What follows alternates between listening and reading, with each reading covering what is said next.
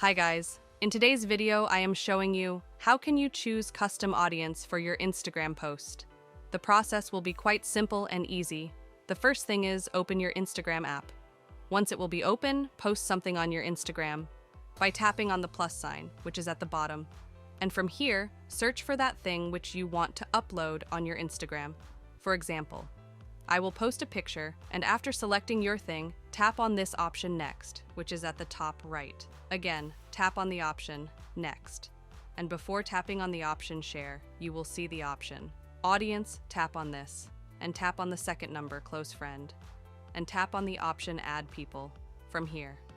Search for the person like I am searching, and for an example, I will choose my second account on Instagram.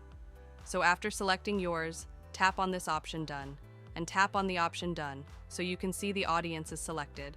And I select my close friends, and now if I tap on the option Share, this post will be shared to my specific friend. Means that person which is selected will be able to see my post on Instagram. So by using this method, you can select custom audience for your Instagram posts.